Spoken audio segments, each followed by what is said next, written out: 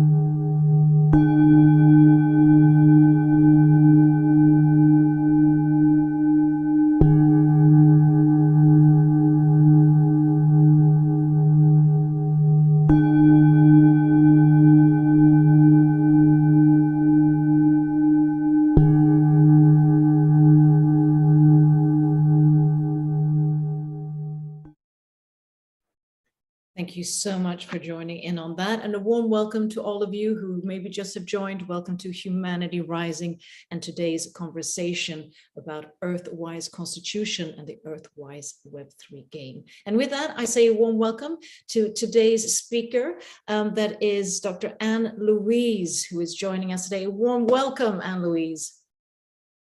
Thank you so much. And what an amazing introduction. I feel like you've summarized everything. This is great. And I have a lot of questions later, but I hand over the word to you. And your colleagues will... Fantastic, fantastic. So for everyone also here who has joined, we're delighted that you are with us in a game-changing conversation, because that's really what it is all about for us.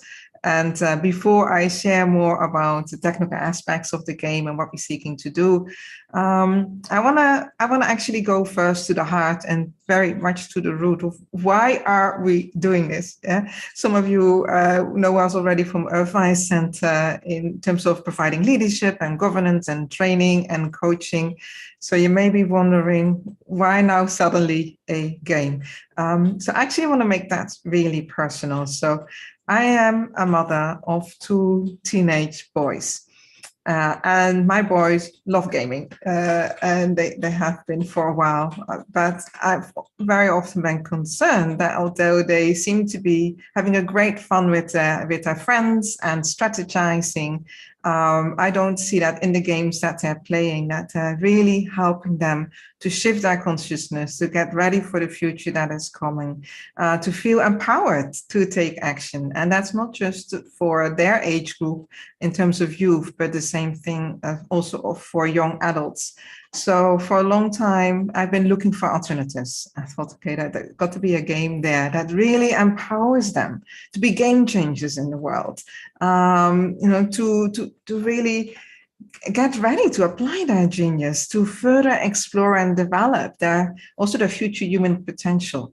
And in particular, to go through a game where you have these different civilizations that they can explore, simulations of both collapse trajectories of the kind of decisions and actions that we need to change, but also to explore the future possibility of a more evolved humanity, a greater enlightened society.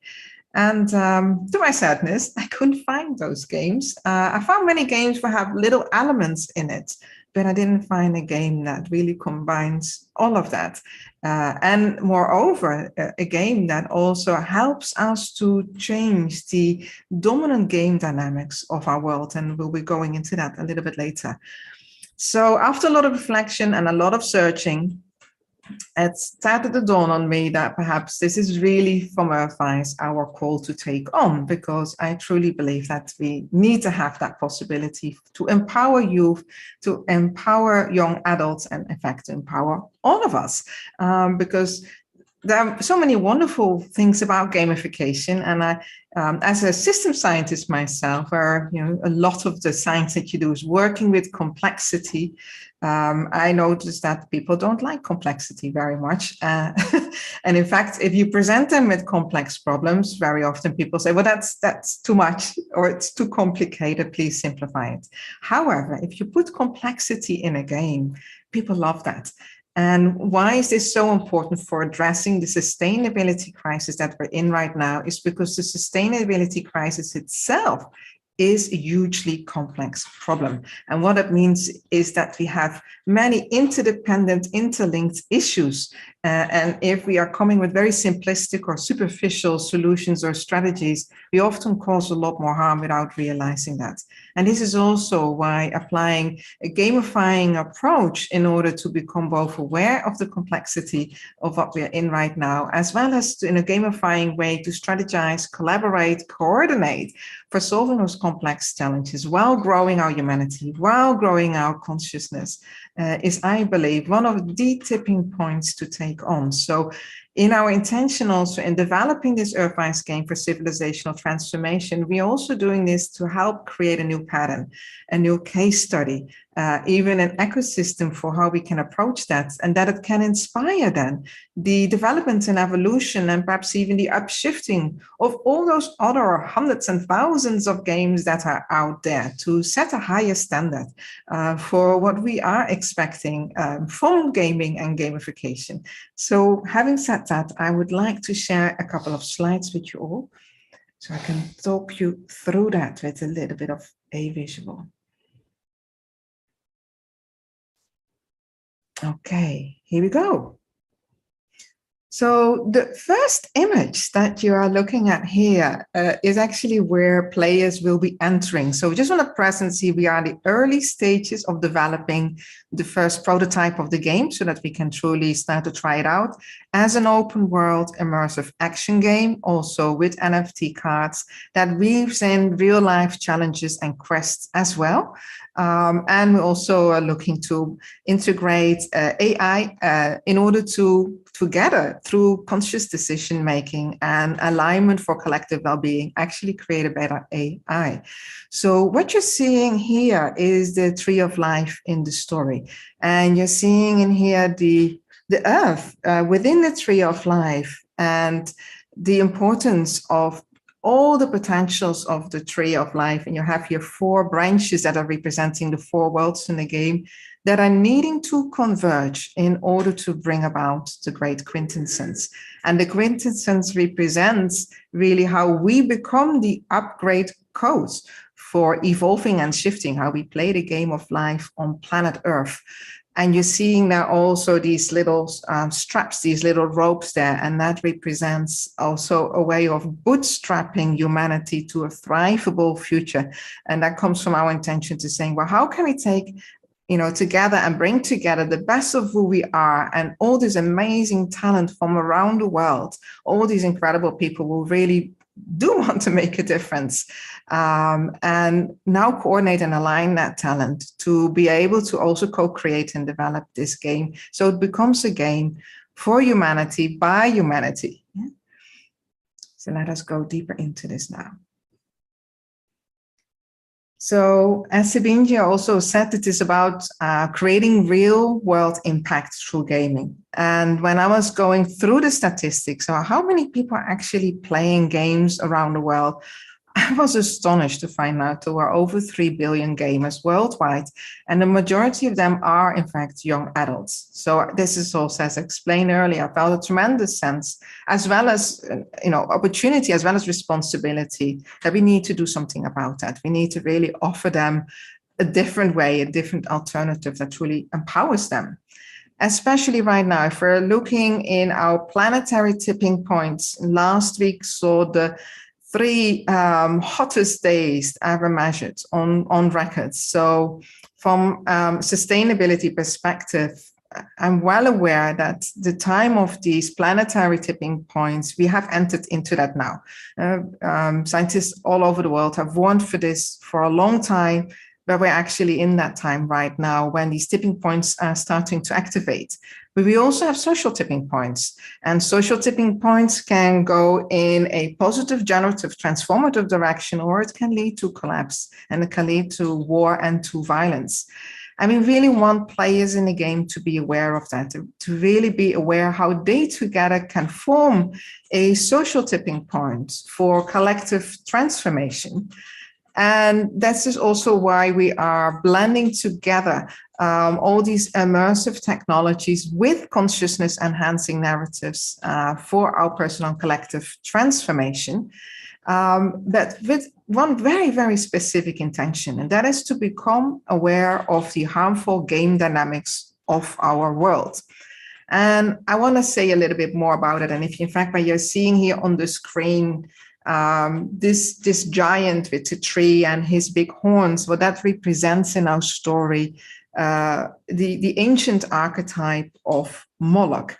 And let us go into that a little bit further here. So Moloch used to be an ancient god who thrived on child sacrifices, and it symbolized this Moloch game dynamic symbolized these very self-destructive behaviors of mainstream systems and institutions that sacrifice long-term collective well-being for short-term personal gain.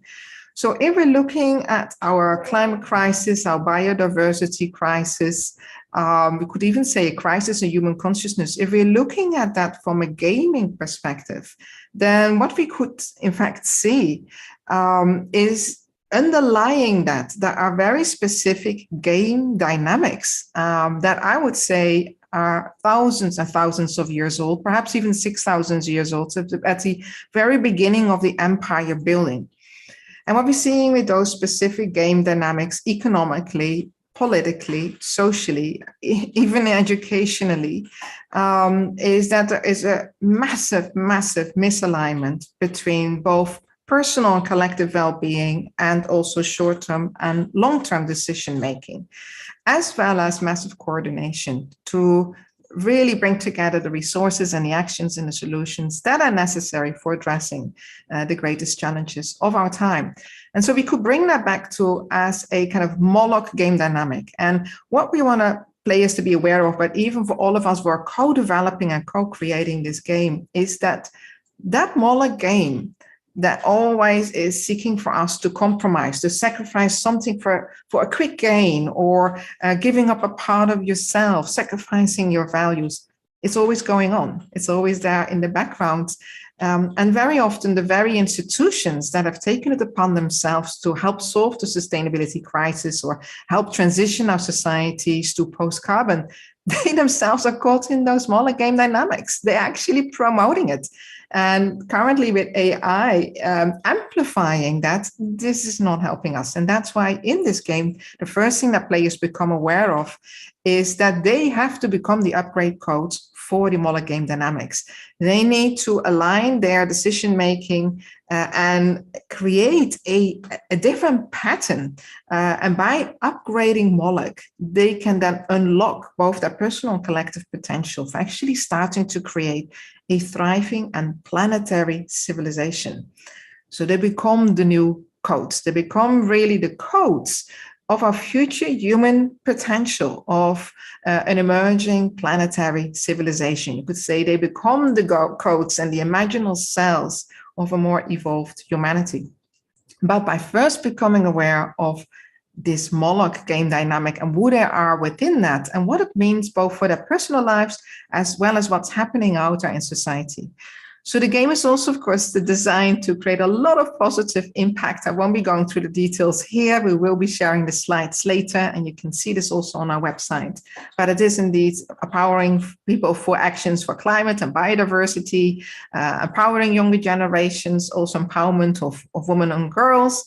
A lot of us as women have been really at the founding here of the new narratives that are necessary, but also creating whole new in-game economies for collective thriving. And this is where we want to set a standard for a new business model, merging together the best of non-profit, for-profit, and in this whole emerging new field of organizational change, which is really led by the DAO movement. We'll be hearing a little bit from Dominique about that as well, who is with me today. And that's all about decentralized autonomous organizations using blockchain technology in order to give people the tools to coordinate and align our collective intelligence potential in a really impactful, prosperous way. Also, what we seek to do with the game is that the in-game economies that are helping players to create revenue through the game for their projects, so that as you're playing, you're not just playing to earn, but you're playing to earn, to empower the very ideas that you want to be bringing forward that are emerging from the collective intelligence of the game that really help to solve those enormous challenges that we are up against right now, but that we can solve with the right strategies.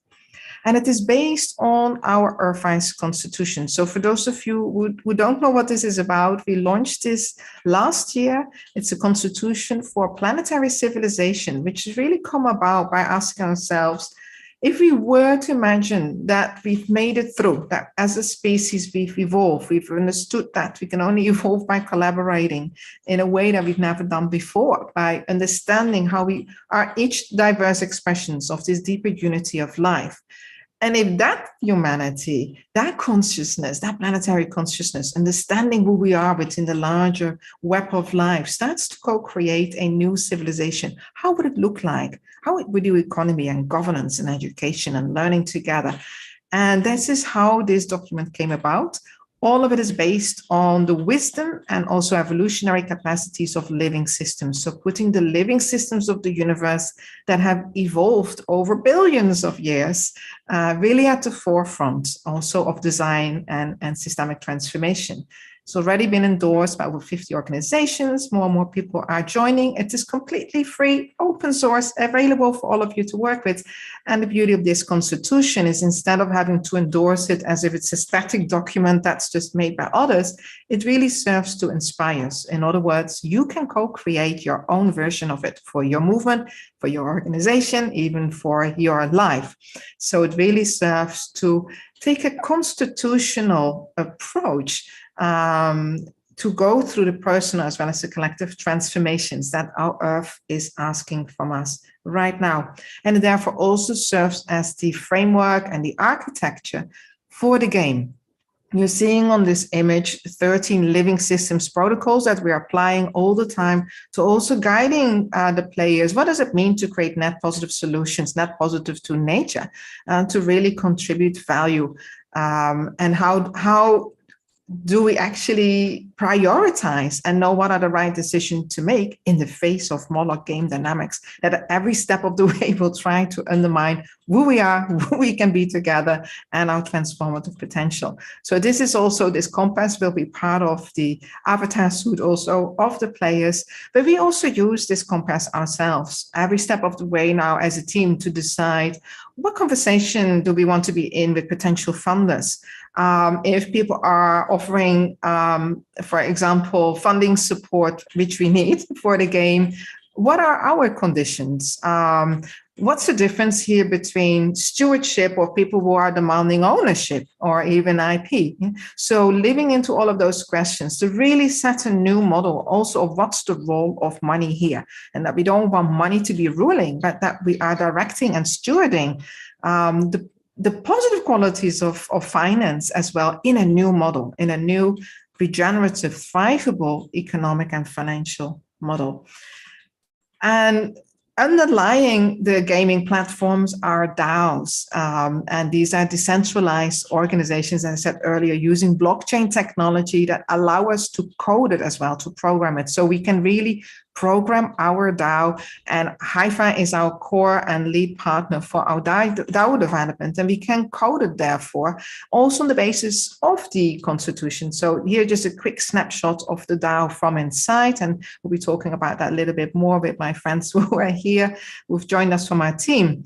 What I'd like to say here as well, as a beautiful practical example of application of the constitution, we have now also applied the same protocols, the same compass from the EARTHwise Constitution to a HiFi DAO constitution. So where DAO, HiFi is our lead technical partner for developing and deploying the game through DAOs, but also making DAOs available, for example, for projects that players are coming up with.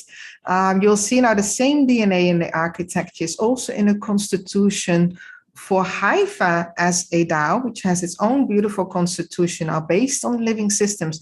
And that means that there is this deep coherence and integrity, that the very technology that we are using also to be able to scale has a constitutional basis, and that we're using the same compass and we're aligning ourselves on the same deeper vision for a planetary civilization. And I think with that, I think this is a great time to bring my friends here on board. Stephen Loving was here, was also an incredible entrepreneur and has been living into those questions for a very long time about financial integrity, how to create flows for life. So I'd love to bring Stephen here as also a steward for everything that we are doing, as well as Janice Hall, also steward also for the Constitution. And she's an amazing weaver. She holds both in the spectrum of the indigenous wisdom principles, as well as having worked in communication, in marketing, and leadership for a very long time, and brand development. So she really understands what it means to be communicating from that integrity. And Dominic Thomas as well, incredible blockchain-based entrepreneur, but in his earlier career actually came from natural health and well-being and acupuncture. So I'd say Dominic really specializes in finding the acupuncture points now of our larger new technology systems, and how do we apply that, and incredible experience in blockchain development, and also here to represent our lead technical partner, HiFast. So is it possible to bring them here with me next to me? And then I would really like Stephen perhaps to share with us a little bit first about your, I'd almost say, lifelong commitment also as an entrepreneur, Stephen, and the many conversations that we are having about what do we need to see change from ownership to stewardship, flows for life at the heart of finance and economic systems. And therefore, you know, why you feel so passionate about this game and what we're doing through the game to change these dominant games. Oh, you're muted. Just need to unmute yourself. Yes. Oh, thank you, Anneloes. Yes, quite a long journey. But what I really like about the Constitution is that in this moment of our history, we are met with so many challenges, and it really poses that question: don't we need to reconstitute ourselves in harmony with life? And I think that our financial business models have basically been maximizing profits to the extent that it threatens life on our planet. So we need to do something with it. And I've been looking at, you know, how can we think differently about creating successful ventures and projects and initiatives that create flow for life. Nothing wrong with making profits, but align it with life, make sure that it nurtures life. The great thing I think about the game initiative is that if we just dream together for a moment and we dream this game into one of the more successful games around the world that everybody plays, mind you, you know, by 2025, I think close to almost 50% of the world population is actually in that category of youngsters that play the game. So we have right there a tipping point together with women and other groups that are concerned about the future of life. We have a tremendous opportunity to create empowered potential to literally change the game of life. And right now, the game we're playing is rather anthropic. We're slowly dying. We have to let go of things that don't work. And we have to usher in the prototypes that can make things work. And that is where lots of creativity can be unleashed through games for change, through this EARTHwise game approach, which will be looking at how we can collaborate to uncover the tipping point projects that we need to invest in and where we need to direct flow for life. And so maybe I'll stop there and leave it to the others. But it's very exciting, all this. Thank you so much. Yes. Janice, I'd love to hear your wisdom. And after that, Dominique, yes.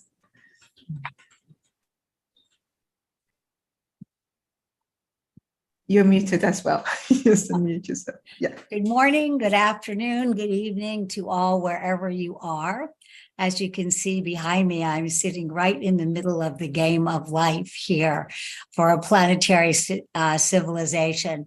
It's very exciting to me to be part of all of this because I myself have studied systems biology and evolutionary biology, and I've based my business consulting for the past oh gosh, I started my business in 1990, Natural Network International. And I'm a synergistic ecosystem business builder. And I've based my business building and consulting on evolutionary biology, because I feel like we are, until we recognize that we are intricately interdependent with life, we cannot really build a synergistic and thrivable world in the future. And so I've been building my business model on evolutionary coherent business, basing it on biomimicry and using the natural world as a compass for building business. And everything really is business, everything. You know, there's the business of life, there's the business of business, and then there's ecosystem business. And as our current model of government dissolves, it really offers us an opportunity to build a new one. Systems are dissolving everywhere in the world.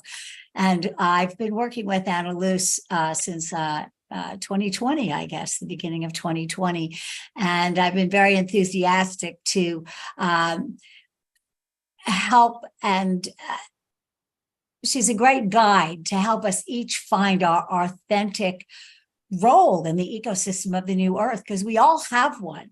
Each and every one of us. And there isn't one that's too small or too big. If you look at the systems of life, you've got the little ants, and you've got the sky, and you've got the rain, and you've got the ocean, and the bees, those little bees that pollinate. Each and every part of the system is intricately important for the whole system to work. And I think what happens now is that people are feeling disempowered because they recognize that everything is changing. And unlike many of the people who watch Humanity Rising and are involved in these game-changing worlds, there are a lot of people who are really searching. And their hearts are telling them that something is changing. And I think COVID was a really important part of this, because people either binged on Netflix maybe, or they started asking the question, who am I? Why am I here? And what do I do next? So people are searching. And this is why I believe the EARTHwise Constitution provides a beautiful and inclusive umbrella under which we can co-create and collaborate and each find our authentic place in the ecosystem of the new earth. There are 16 pledges, which I encourage you to look up, and maybe Anneloes will go over them. And there is a role for each and every person within that pledge. Find a pledge that you can embody, and that's your beginning journey for finding your role in the ecosystem of the new earth. And what I also see is the Constitution provides us, and I'm going to use my background in business and marketing, brand coherence. Because the reason that people buy Coca-Cola or McDonald's or those crazy brands, the Moloch brands that are out there that are sucking the lifeblood out of us, is because they really have developed brand coherence. And so we as a civilization need to we need to develop our own brand coherence, meshing with one another, working as a harmonious whole. And regardless of the medium, every message, every work, every step that we take in the world is part of this. And so we need to be more conscious. Mentioning very quickly Indigenous, I am very blessed to work with a lot of different Indigenous people around the world. It's not something that I ever chose to do. It's like life drafted me for this. And as my last name is Hall, I seem to be a very good connector. And so in working with Indigenous First Nation people, Aboriginal people, people in Tibet, South America, the Native Americans in North America, what has come up for me, as we all probably recognize and know, that 80% of the biodiversity on this planet is held in the hands of Indigenous people. Without them, we would be have already fallen flat on our face. And they listen to their ancestors in real time, the same way that you're listening to me right now. And their ancestors are all telling them that it's time to release their indigenous prophecies, their indigenous knowledge, much of which they have held sacred in trust. And what's even more fascinating is that so many of these cultures, their prophecies are very, very similar, and they don't know each other, and they all point to now. So going back to the game, and then I'll end there, the game provides a real life opportunity for people to find their role. And whether it is even more and more adults are playing, but as we work intergenerationally with youth, which is really important, we must partner with the youth of the world and say, what do you need from us? And give them this model to step inside so we can play together and build something that really is thrivable for future generations. So I'll end with that.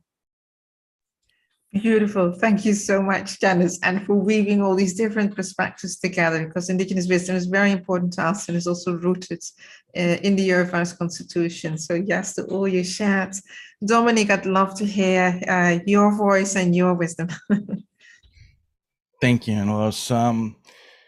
As I'm listening to everybody's conversations, the term integration and integrative comes up. That was something that, as you mentioned, in my career as an acupuncturist, I really worked to educate allopathic physicians, chiropractors, physical therapists, as many people as possible about the medicine that I was practicing, but also about the ways in which they would all work together. Oftentimes people come and they try to create a replacement, right? They go, no, now this, stop this, do this. And if we approach people with this sort of billy club approach of stop doing what you're doing completely and do this, that can feel very off-putting, very challenging, very alienating. And so the same thing can kind of happen with these sort of Web3 technologies sometimes, right? People feel like Web3 is this thing, this cult that you join, and once you cross over, there's no going back. And it's it's just the technology. It's a back-end technology. I have no idea why my industry pushes it forward. You would never say, please join Facebook. We have the best, MongoDB databases in the world. No one would care. But it's an important technology for us. And why it's important to the game is that it's going to give us this layer of transparency, accountability. It's going to really enforce and reinforce these core values, right, of honesty and communication, really, right? Everybody will be able to have access to the same information if they want it. In most instances, will people need it? No, probably not. Just be playing the game like anything else. You hardly notice what's going on in the background, but it will enable us to do some new things. Like, for example, this play to earn concept, right? We can share the value creation with everybody who's involved now. That's very difficult to do in the current environment, with a PlayStation, for example. Knowing the bits I do know about our financial system, if Sony wanted to reward people for playing, the Madden football game, it would be a nightmare to send micropayments via PayPal or something to 1 million people, right? We'll be able to do this seamlessly.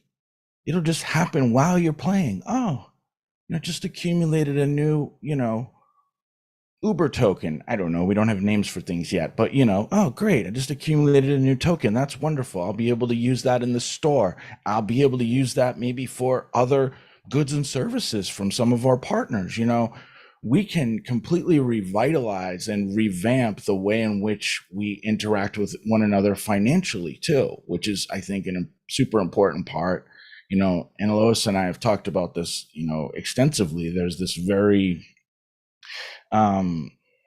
money-focused approach in the US, right? That's where I live. And, we practically worship money as if it's a god, right? That's our Moloch, right? Like for sure in the United States. And so we need to, re-examine that relationship for people to get healthier with the way they relate financially. And again, that's another way that this technology is going to enable that, these sort of micro payments and other things. And then there's, the EARTHwise DAO software, which is the organization that I'm working for, doing business development. And we've really enabled this platform that allows you to engage in collective decision making, come to agreements like never before, across stakeholders all over the world.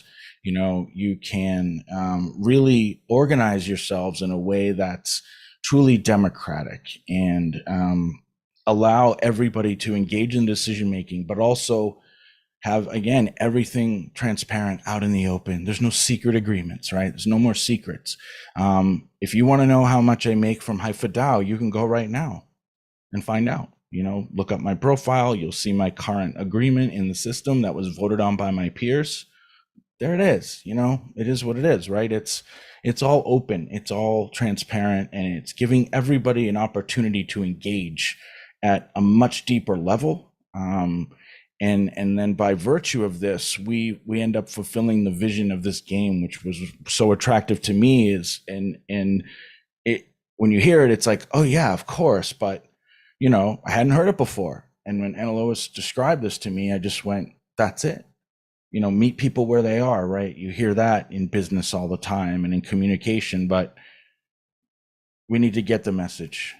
But at the same time, what I think is incredibly innovative is it's not only going to be about education, it's going to also be about problem solving, because there's going to be an opportunity for people in game to examine these questions and put forth solutions that we may have never heard of before. So the creativity that this can unleash, the collective sense making, the collective intelligence is unprecedented. I mean, really, I don't think you can overstate that, how powerful this engine is. And then what I believe it will influence and support is more and more and more people doing similar things, right? We'll get this sort of revolution in gaming over time where people go, oh, right? It's like when businesses first grappled with the internet, they didn't know what to do. And then they put up a website and then they started playing with social media, right? Like, I think this is the next step. People are going to go, oh, I need to get my message through gaming. Now, of course, there's already plenty of commercial messaging in gaming. We certainly hope there won't be an increasing flood of that, but you could see maybe nonprofits, right, starting to partner with games because there's a alignment of the nonprofit mission and the game content or the game story or the game's, world or whatever. And so it's really unlimited. We could just go on for hours. I'll stop there, but I appreciate everybody's support, and it's a really exciting journey to be on. So I thank you, Anneloes, for that, and everyone else at EARTHwise. I appreciate you. Very grateful. Thank you. Thank you so much, Dominique. I'm really delighted that you're with us on this journey, because that's also the mission that we're all saying here. What can we do together that nobody else can do alone? And that is the great game that changes the game. Sabinije, I would love to hear from you, and I see there's some questions already from the audience. Well, first of all, I mean, wow, I think, and I know also some people in the chat have expressed this. I mean, this vision is also something that and I know many others have envisioned. I've long since, before Web3 became a buzzword, talked about ecosystems, or talked about how can we create, the game of life, where we can incentivize people, nearly each and every day to really help us navigate this transition and navigate at understanding sustainability and becoming more conscious, but at the same time doing it in a playful manner that also sparks our creativity.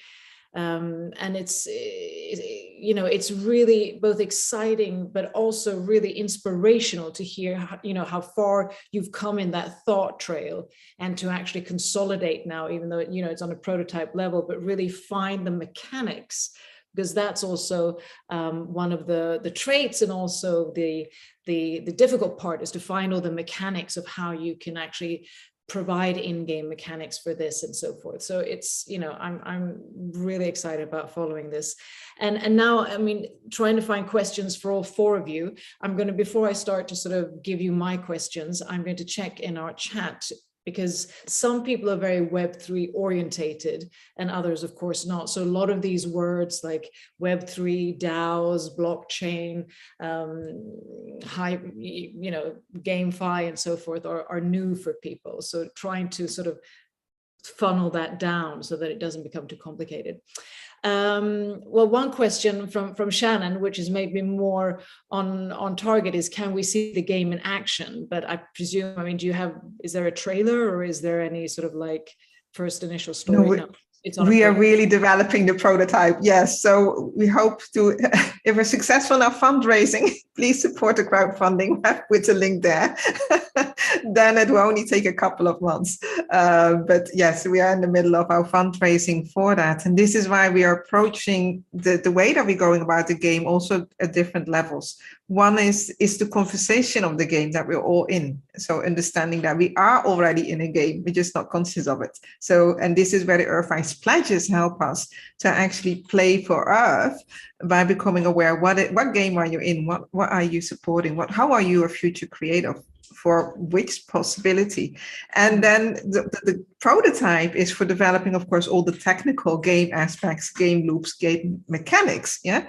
But how we are going about this whole journey is not to staying only stuck at that level of technology, but really seeing the technology as one layer. So to me, the game in action, therefore, to answer that question, is not just at the level of the prototype or how you play your NFT in the game card mechanics, but it's also the game in action is, for example, how are we right now bringing the best of our different capacities and organizations together to create an ecosystem, not just for one game, but that this can inspire many more games. In fact, that's also one of the intentions. And we want to be able to build out, for those of you who know Roblox, for example, there's an incredible diversity with Roblox games that are building off the code. So we would actually want to see that.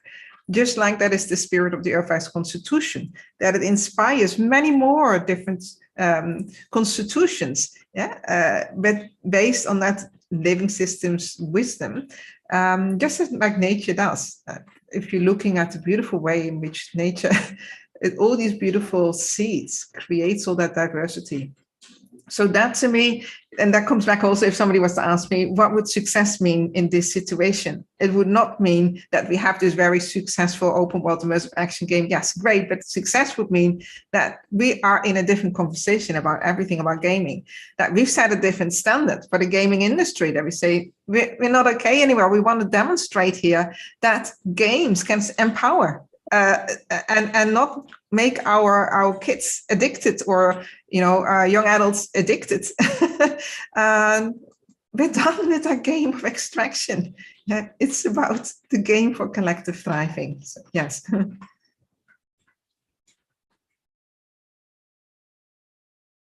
Oh, you are muted, Sabinije.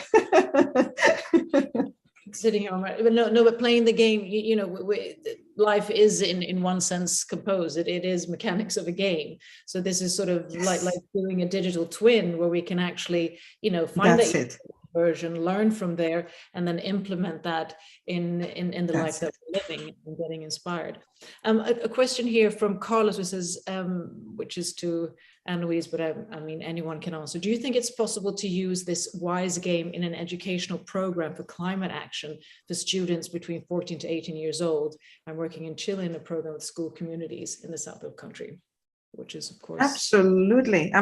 So we want this also to be widely accessible for schools. I've done a lot of work in climate education at schools and training teachers and students. And a lot of the games that we did were actually systems games, playing out different systems, helping students to become aware of the interdependency of the system. The beauty with the game is you can make this immersive now. So the technologies that we're now having to explain, what does it mean to be living in an interdependent world? What does it mean to be with complexity? What does, for example, from a sustainability perspective, what does thresholds and allocations and planetary boundaries and social ceilings, which everything to do with climate change, we can make that very concrete by students and teachers also joining in that game to address how are we working. For example, if we're saying we have this energy transition that we need for the post-carbon economy, but what is the resource nexus of that? Play that out in a game. What are the rare minerals that are needed for your ideas around solar panels? If you're saying electric cars, what does that mean again for the intensity on rare minerals and metals? And how are we getting those? In the Moloch, it will tell you, well, don't worry, just go mine in Africa. Yeah, I am in Mauritius right now. This is where we are based. We're part of the African region. Well, we've been seeing what that game means. Going all renewable, wonderful in the Western world, and mining it over here, yeah, and the geopolitical consequences of that. So yes, this is absolutely something that we can also use in education, as well as we said, we want a lot of this to be open source code that can be further developed by other people as well. So that if you are an educator and you love this, you want to be part of that, how can you build your own game of that for your unique purposes and context? I mean, amazing. And I just want to be able to bring Janice and Dominic and Stephen into the conversation. I mean, is there anything that you want to add, sort of looking, I mean, of course, out of an educational perspective, that this can be implemented, I mean, both in the educational system. I mean, in a sense, we're talking governance in the long run. So it's also affecting the political system, but maybe that's another sort of discussion. But is there anything out of your perspectives? I mean, you not all of you sort of are from the gaming world, but sort of diving into that and also seeing how you can utilize this kind of new way of gaming, but also a new financial structure. So if I maybe start with you, Dominic, because you were sort of talking a lot about, let's look at sort of the financial system and also what that entails with sharing value creation. Maybe go into that a bit, play to earn, play to learn, and so forth. Yes, absolutely. You know, there's the quick answer is it's unlimited, right? You know, as I was responding to Kathleen in the chat, you know, she was suggesting that, you know, her understanding of the current gaming environment is very much focused on this sort of violence and, you know, this intense competition and all these other things. And I think the games mimic the world at this point, right? That's the easy way to go when you create, right? Is to build something that people already understand and already know. That's the simple way to do things in business. It's very difficult to innovate. However, what I think is interesting about the game is that if the games mimic the world, why couldn't they be aspirational and inspirational? So long as the game experience is still enjoyable and full of you know, excitement and all these other things, you know, we can be aspirational. But in that sense, every part of our game will be teaching, really. And that might sound crazy, but it is. I mean, nothing's going to be built that isn't intentional, you know. There's going to be an economic model, and it's very much going to be about cooperative value creation as opposed to competitive value extraction, right? As you're playing the game, you're not going to be rewarded for taking from others in the game or vanquishing others or whatever, right? You know, the more you cooperate, the more you build team solutions, the more community even, you know. We've talked about some of that like, you know, they'll likely form in-game communities over time. This is pretty normal in this type of game. And so, you know, they'll be rewarded for doing that. And it's a different paradigm. You know, I was talking to a gentleman yesterday who's a longstanding engineer, guy who was in his 70s, and he was so interesting is how he was talking about these new financial models and how we almost have to do like the reverse of what we're doing now, you know. And he was talking about how everything comes from top down, macro to local, and he's saying we just have to reverse it. And so he's interested in the DAO because he wants to create a series of local economies that then communicate via the macro so that we have a shared understanding and we can have trade, but the bulk of it is happening here. And I think that's an important lesson that could come from our game too. And Stephen, and also I'm going to ask or include Janice, but Stephen, I'm also thinking with your sort of background, I mean, I know you've worked both as a senior advisor for the Institute of the Environmental Secretary in The Hague and Planet 2025 Network and so forth, and also sort of worked with system breakthrough initiatives to transform finance and grow true wealth. What do you see, I mean, apart from the apparent that we talked about now, that this kind of financial model through gaming can really contribute in the long run, both out of trying to find funding, of course, but also for individuals to learn, but also gain and do good? Yeah, I think like many of us, we have been looking at the AI space and what that is going to change in the future. And you know, there are different perspectives and views on all of this, but in essence, rather than looking at it as a threat, we with great responsibility, we can look at it as a tremendous opportunity to assist us to play the game in the right way. So in that sense, you know, there's talk on the Hill and in other capitals of the world that we need a constitution for AI. And yes, we do. And it's about responsibility. And in all its simplicity, it is about the sort of life-giving constitutional principles that are written up in the EARTHwise Constitution. And that's going to change a lot. Also, if we just think about all of the fortunes that are going to be built in the AI space, and we would change something to the business model, and we would say, no, we cannot maximize profits. We really need to make sure that it ends up and gets allocated to the right places so that we solve our greatest challenges. It shouldn't get stuck somewhere bottled up in the system. That is how you get heart attacks, right? If it's clogged up, then the blood cannot flow to the life that it needs to sustain. Very true. And I think that's, I mean, the ethical AI implementation and so forth is, you know, such a vast area at the moment, because of course, AI is one of our biggest and most exponential catalysts at this moment. I mean, it's existed for many generations, but that the way we can accumulate it, but at the same time, technology in the wrong hands or in the power and the power grid, it of course can have other effects. But sort of taking that ethical standpoint, Janice, you also talked a lot about it out of your sort of large wisdom of biomimicry, but also sort of evolutional coherent business and so forth, and creating this new ecosystem on Earth. What do you envision with this? And maybe for our viewers, how can this really play a part for them? Looking both to get educated and inspired, but also to accumulate assets, let's put it that way. Well, I think one of the most important things to recognize is that we are all ancestors to, sorry, I had a little interruption here. We are all ancestors to the future, whether you have children or you don't have children, because we are all stardust, so to speak. And every action we take has a ripple effect to future generations.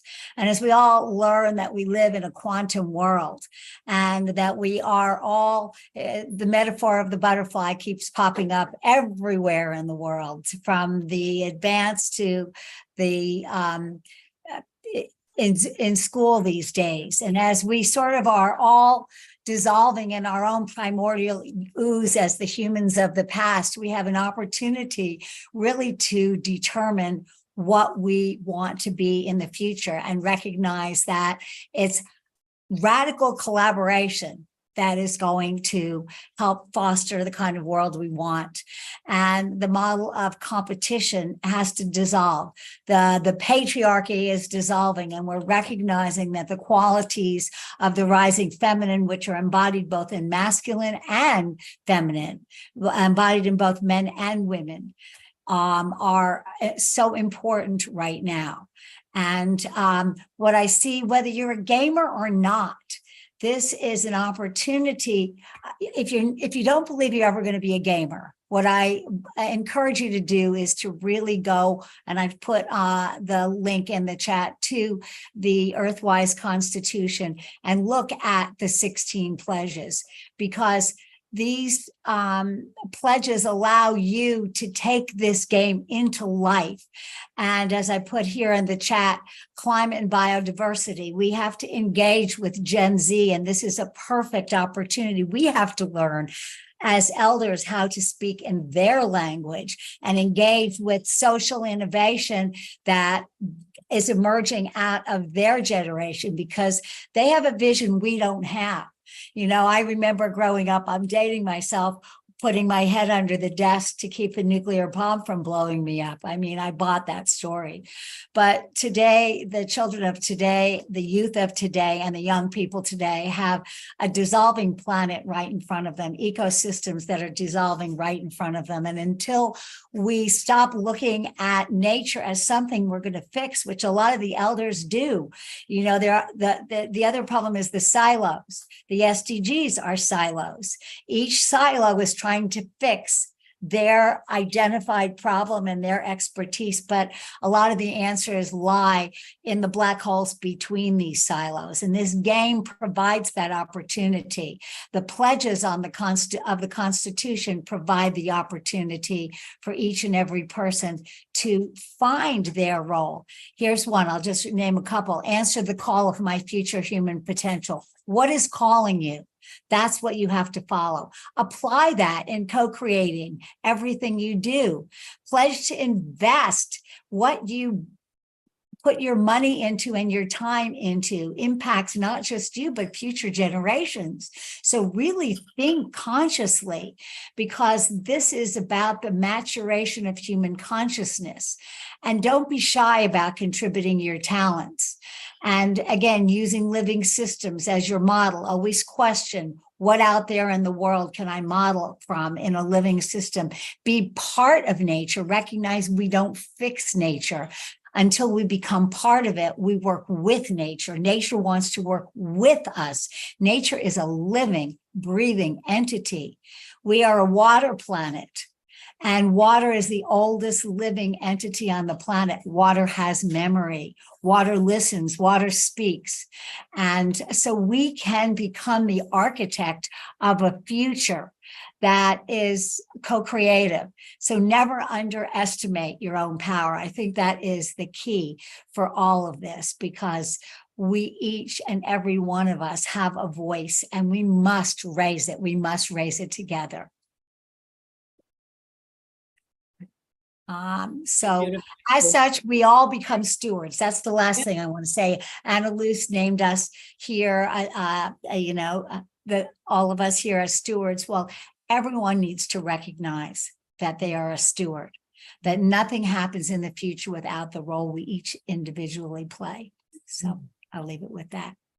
Thank you. We're all stewards, or agents of change, as we call them. But I'm so sort of funneling down and being a bit more maybe practical around the game. And Louise, if I turn to you, so first of all, how are you going to attract players? Because I mean, there are the gamers who are sort of in their sphere, and then of course there are the people who might not know about play to earn, but once they learn about play to earn, they find it interesting because you can play and you can earn. I mean, it's also because it's blockchain, crypto based, token based, and so forth. So what are sort of the players? Of course, you're looking for all across the world, but how are you going to sort of roll that dice initially? Yeah, that's a good one. That's on the outreach question. It's actually one that we're living into, almost every day. We're having conversations around that. So first of all, it's working really with the kind of young stewards of the game themselves, so empowering them. And this will help, of course, when we're rolling out, when we're having first the launch of the prototype and the alpha testing of that and getting their input. So we really want to make sure that those younger players that are trying this out and piloting this, that they feel they now become part of the game makers, not just the game changers, but also the game makers. So empowering them, so they become the best advocates and spokespersons. Also, we have some initiatives going on where we want to present this also at the United Nations, especially given that it's coming out of, Mauritius is a small island developing state, part of the African region. So there is that from an SDG and a climate action perspective. The game developers are based in Vietnam, and that's the collaboration we're having with them. So I think that's really beautiful to see that collaboration happening. So we really would like to have this presented as a case study at the United Nations. And so we are in conversation with some people around that, but also others who are listening here. If you know about that, please do help us.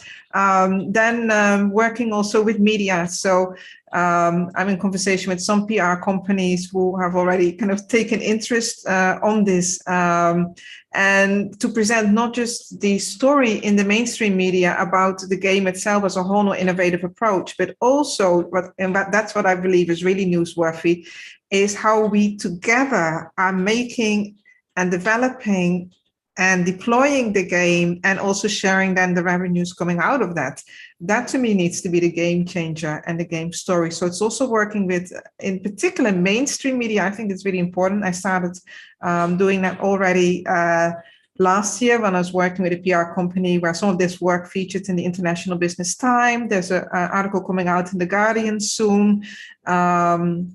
So getting this out to mainstream media, that people know this is actually happening. It's not only always the stories about doomsday and everything in collapse. A good news story, of course, with educational institutions and schools. Also, we work with businesses as well. So that comes back to your earlier question. We do eventually want to develop a version also for businesses to become net positive, because we are giving trainings also worldwide in businesses in order to apply a living systems business model to become a net positive organization. So there's also that here, of course, those with working with the governance.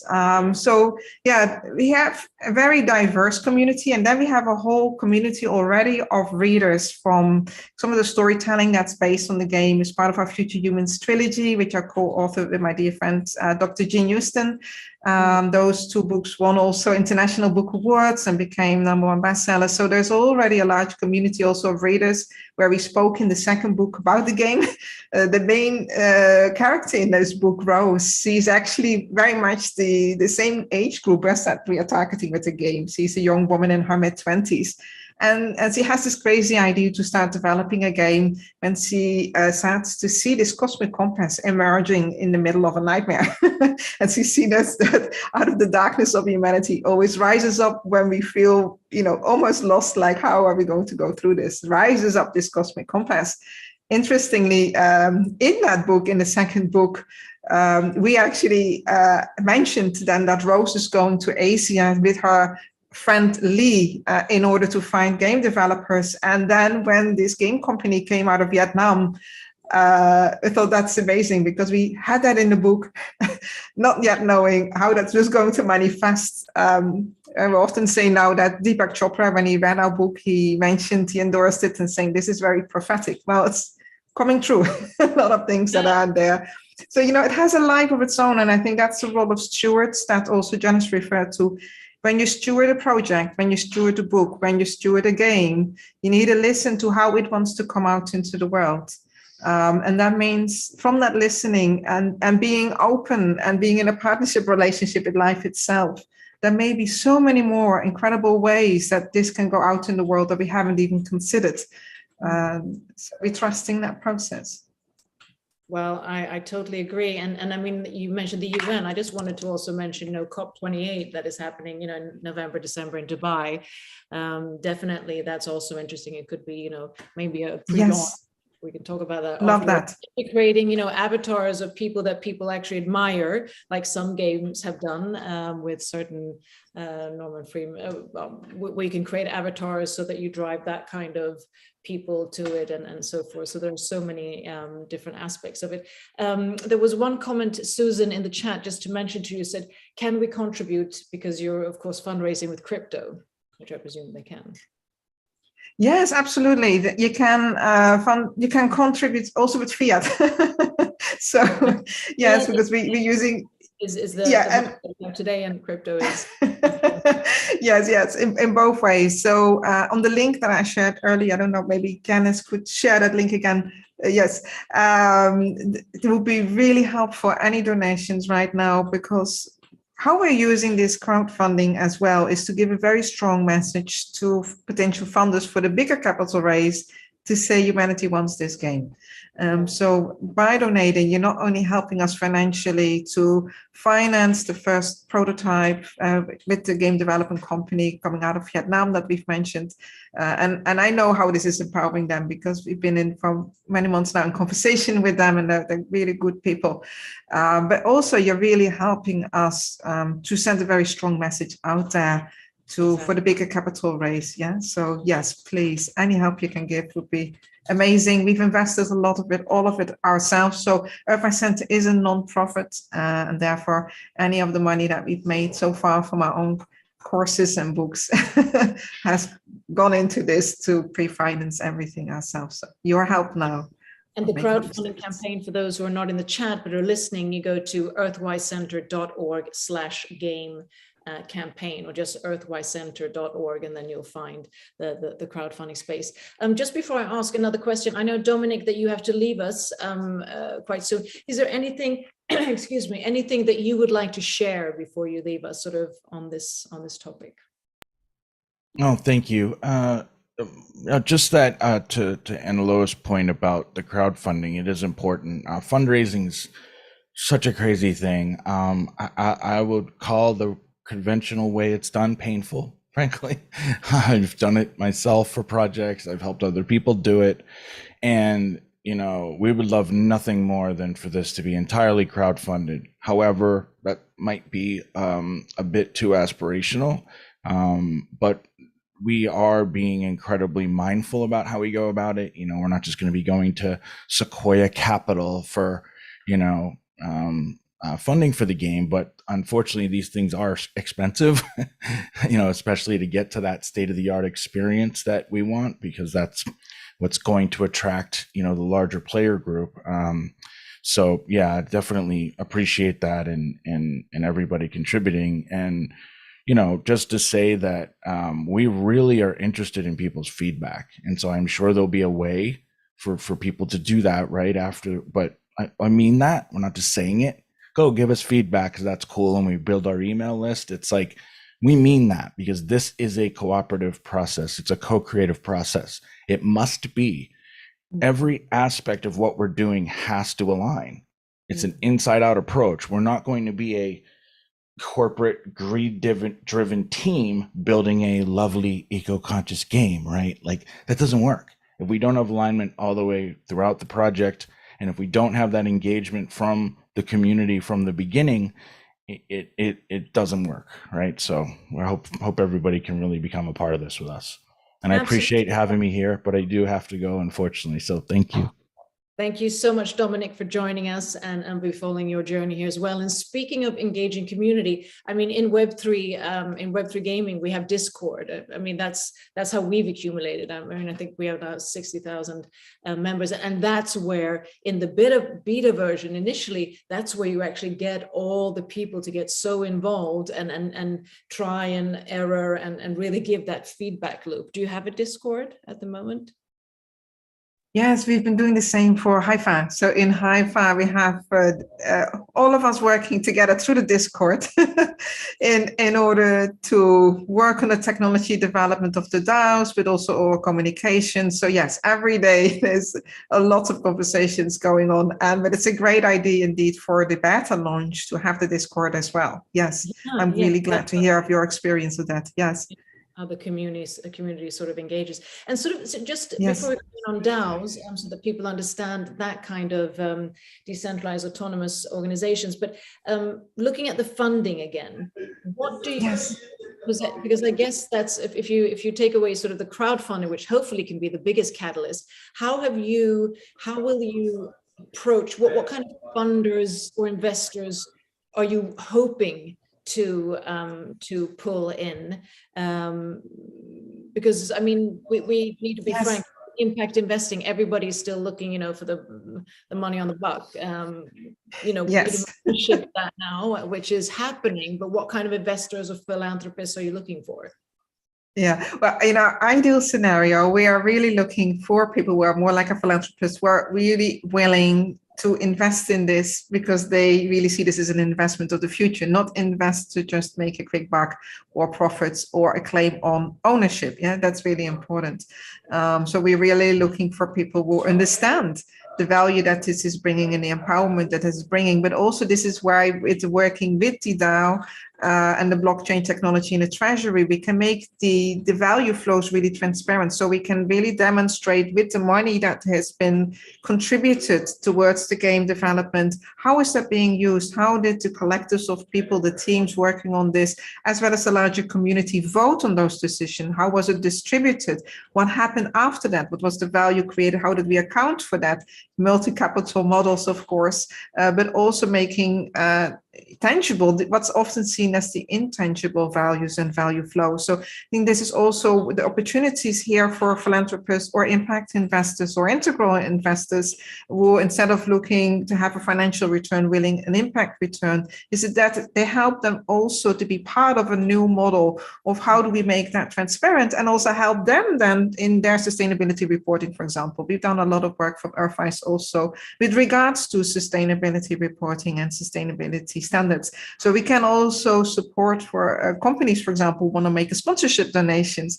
How do you work with this now part of reporting on that, but also how they could be part of the net positive solutions, as we mentioned earlier, for businesses. So really what we ideally are looking for is people who are coming on board with the money, that they see that we are in this together, we're creating an ecosystem. It's not just the old model of, oh, here's a little bit of money and then I can tick a box and this is the return I want. But that we're understanding that we're building a ship here. That's often how I like to look at it. We're building a ship for this new civilization, and that being in that learning process together. And this case study, I think, is also for example, public-private partnerships and finance, which links into SDG number 17, can be a very, very good case study as well.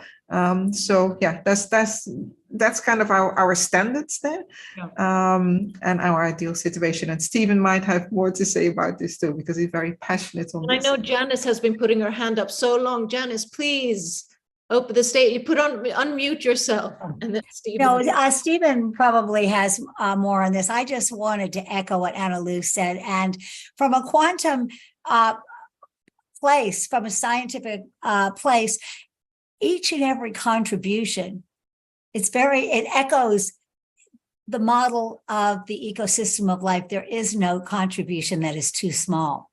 So no matter what you give, you become part of the building block of this in the future.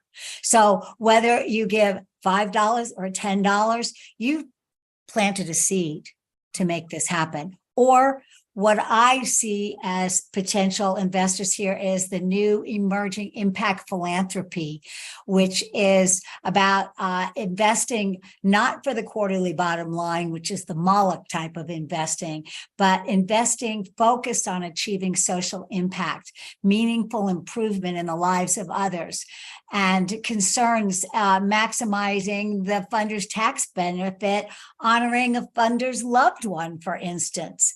I know that I had the opportunity to work with Hazel Henderson for a year before she passed a little bit over a year ago. And she firmly believed that not only people, the average everyday person during COVID was reflecting on who am I? What am I doing here? But investors the same. I think many investors have become tired of the same old model. Many investors are recognizing that they are ancestors as well as investors. So we look forward to bringing more of that type of investor in. And also, this is, as we've been saying, a collaborative model. So anyone who has ideas, anyone who has branding or marketing opportunities, because I'd love to see some of these characters running through life in the marketplace and becoming role models for our youth and as they grow up. So I think there's a lot of potential there as well. There's definitely a lot of potential. Absolutely. And Stephen, did you want to add something to that? Well, to amplify what Janice sort of say as well, is that you can look at the whole funding and financing of the venture also in terms of a spiral of life that is going to be triggered. And the whole Constitution is essentially a depiction of a spiral of life. And our financial system currently works in the reverse way. So, if there ever was a legacy building opportunity for philanthropists and impact investors to put their money where their mouth is, this is the place. And then, as Janice highlighted as well, every dollar small contribution counts, because if you look at that as sort of a Fibonacci cycle or spiral of contributions, then you can mobilize very significant funding in a very short period of time. And it would be a small toe in the water for everybody, that wants to support this. And that is actually the very game of life that we need to play. This will change it, and this will empower ourselves to unblock what is currently quite stuck. Yeah, I totally agree. And just, with crowdfunding, with what you've also said, if one could also, nearly re-engineer that and really become the legacy also within fundraising, where if the world could shut down for COVID and we all sort of realize how interconnected we are, then there is that possibility. It is though about how does it reach out and echo out to get that engagement, which I think is part of making the game, and I'm sure with that is it's there. And it's going to be so exciting to also follow that, and also looking sort of with a DAO that can also accelerate that. And then I'm sure also there are a lot of people in the chat who have gamers, and of course after this session I'll be talking with you too, Anneloes, because coming from the industry, this is something I'd love to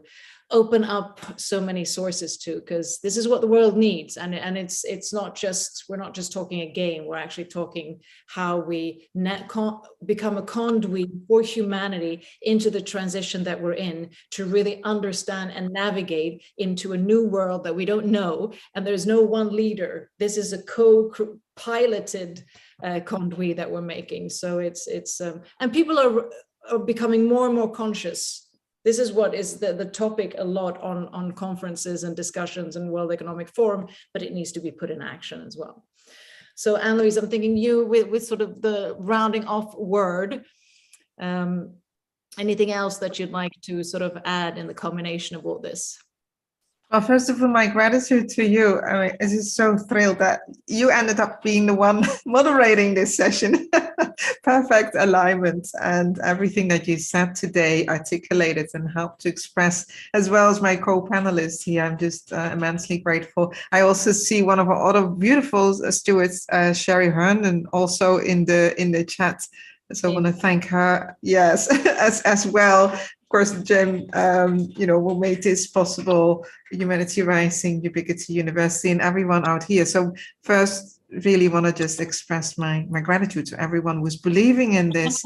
And what really inspires me is when we're in this conversation about suddenly realizing we can do this, we can make this a possibility, how it's energizing every step of the way. I mean, honestly, this is for me, it's the most challenging and sometimes stretching yes I've ever said yes to, because my background is not as a game developer, right? I'm a systems architect and a storyteller and a communicator and a facilitator. But so when I took this on initially, I was like, oh help, what am I saying yes to?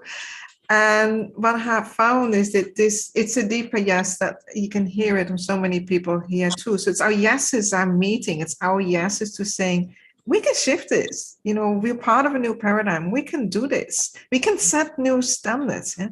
And that to me is in so doing, in saying yes to life, yes to collective thriving, yes to evolving together, taking our next step. What we're doing, we are then in the game that changes monarch. And just for everyone who's listening here, if already you can be conscious of that, then we're actually then playing the same game. Yeah, we're playing the game of life that helps our species to evolve as the future ancestors of a new and emerging planetary civilization. So with that, thank you. Thank you so much. And I'm sure we'll have another session when the prototype is on board to also explain the mechanics. I mean, because there's so many within, I mean, NFT cards, NFTs, Easter eggs. Exactly. You know, in game assets. I mean, this is just to understand when doing a game, and that's why I really applaud you, Anneloes, to start with, because starting a game in sort of the Web3 blockchain space, it requires such a conundrum of different knowledges and expertise and UX developer. I mean, it's so much in that, from the story and really making it happen. So yes. You know, for you've already come. It's huge. As I said, I'm on a huge learning curve. Every day I'm learning about that. Right now we're developing all the game loops. I'm working with designers on the game characters and even all the little details in that for the game characters. What are the abilities? What are the capacities? Where you're seeing, for example, with Janet behind us. So I created all of those images together with generative AI, and then I upgraded everything myself, edited it further. So where you see the blue line, that represents our future human potential. That represents the quintessence. So everything, every symbol there has a meaning. So yes, so this is, we're right in the middle of that. So in the next call, we'd love to show you the game loops, and we start playing. And as someone says here, which I think was very well put, let's not just call this a game, let's call this a movement. That is it. Exactly. Yes. Yes. So thank you to all of you. Thank you, Janice. Thank you, Stephen. Thank you, Dominic, who had to leave. And thank you, Anneloes, and to all of your team above all. I mean, all the people who are really making this happen, because this is a group effort. And listen and learn and hear it from here from the start. This is going to become a legacy and a conduit going forward. So please go in and crowdfund, because that is being conscious of also how we contribute and walk the talk, whether it's $5, 1 cent, or whatever currency, or crypto, then at least we're accumulating something that we all want to accumulate. That's why we're actually watching this platform, for example, Humanity Rising. So let's make it happen. And if you want to know more, you go into EARTHwise.org. Is that correct? EARTHwiseCenter.org, and center in the English way, CENTRE.org. So yes, thank you so much. So much. And with that, that was our session for today. But you know that we're back tomorrow, Friday, between 5 and 7:30. Sorry, in another dimension, 5 and 6:30 CET. And tomorrow we're going to talk about women peacemakers, the hidden side of peacemaking and how we make war irrelevant. And we'll be meeting Barb Chamblis, who will provide us a presentation highlighting 6 out of 60 women throughout the world she has interviewed over 30 years' time who are doing just this. So like I usually say, be in awe of life, and hope to see you tomorrow. And please, for this, go in and make a donation, and see you tomorrow. Have a great day, evening, or morning. Thank you so much. Bye-bye.